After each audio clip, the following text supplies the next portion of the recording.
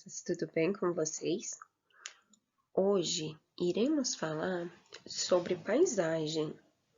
Na verdade, iremos retornar esse conteúdo que começamos a ver na aula passada. Vocês se recordam? Vamos lá?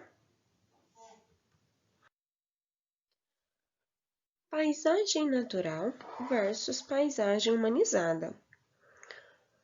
Qual a diferença que vocês podem notar nessas duas imagens? Elas são iguais?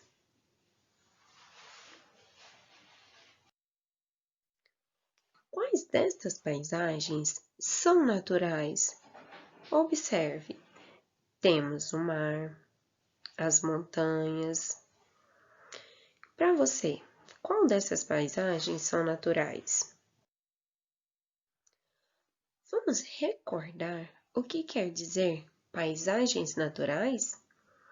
A paisagem natural é aquela que não há interferência humana, composta por rios, montanhas, florestas, vales, campos, cachoeiras, entre outras. Agora, quais destas paisagens foram humanizadas, que tiveram a interferência do homem? Vocês conseguem identificá-las?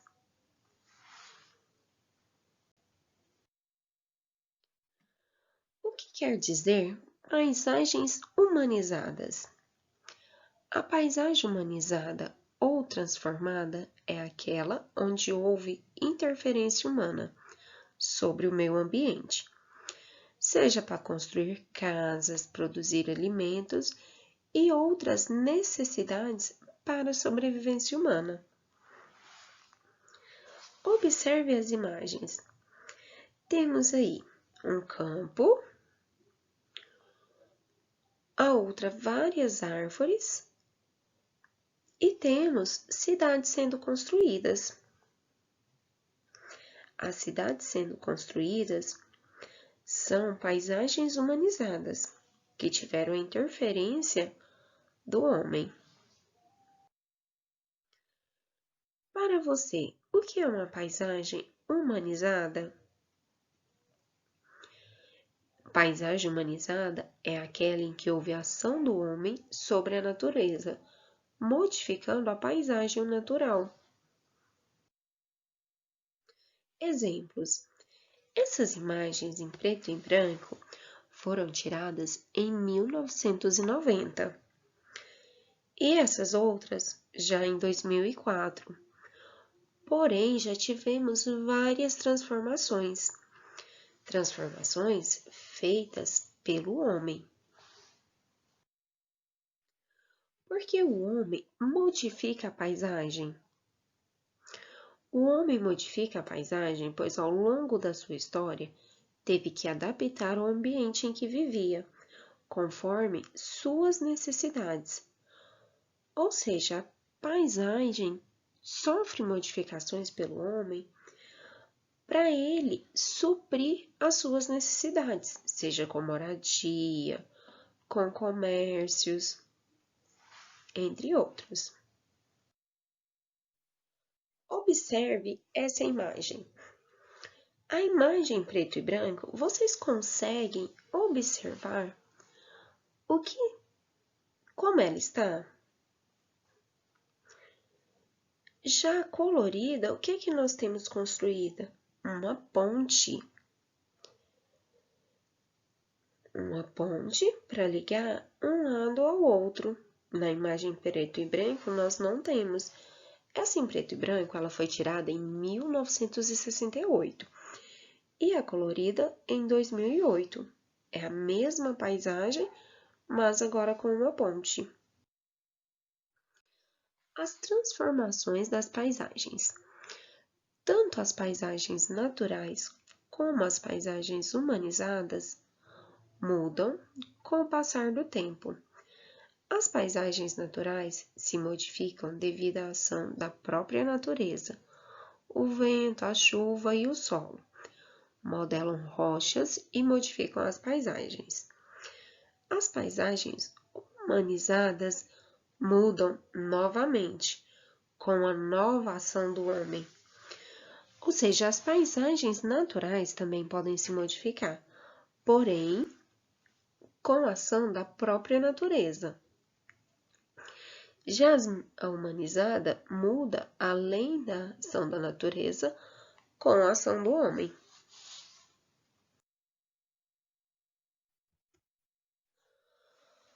A forma como o homem interfere no ambiente pode provocar problemas sérios.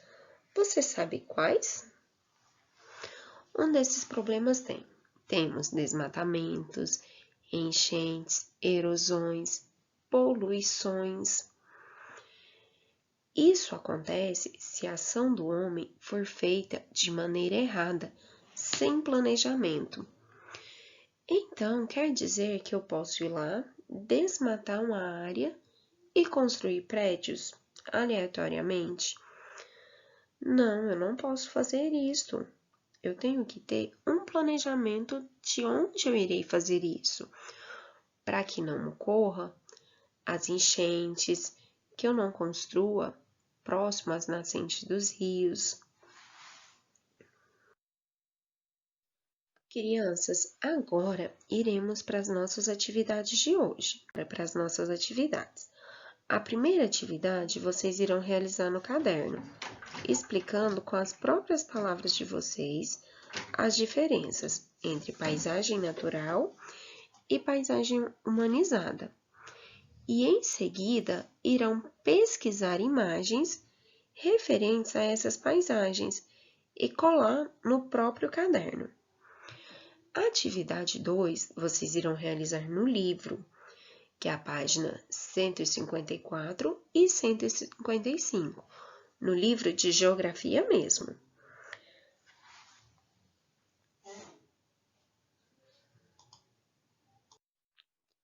Olá, crianças! Agora iremos para a nossa aula de história.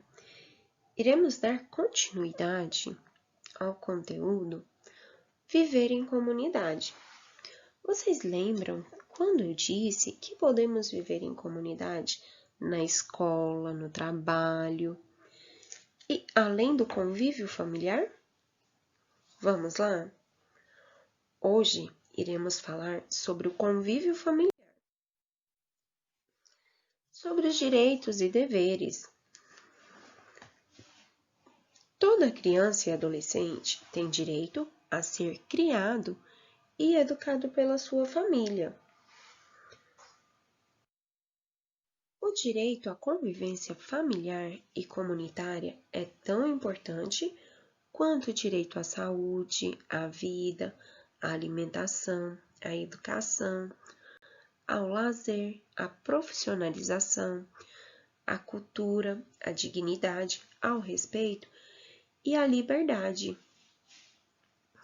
Família é a base da sociedade.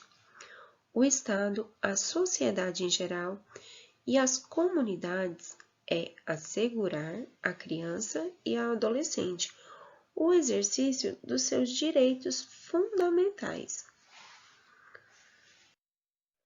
Os pais têm o dever de assistir, criar e educar os filhos menores, e os filhos maiores têm o direito de ajudar e amparar os pais na velhice, carência ou enfermidade.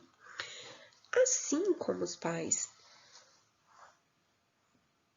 criam os filhos e os educam quando menores, quando os filhos ficam maiores, têm o dever de ajudar e auxiliar os pais quando estiverem velhos. Quando a família, ao invés de proteger a criança e o adolescente, viola seus direitos para impedir a violência e a negligência contra eles e o obriga,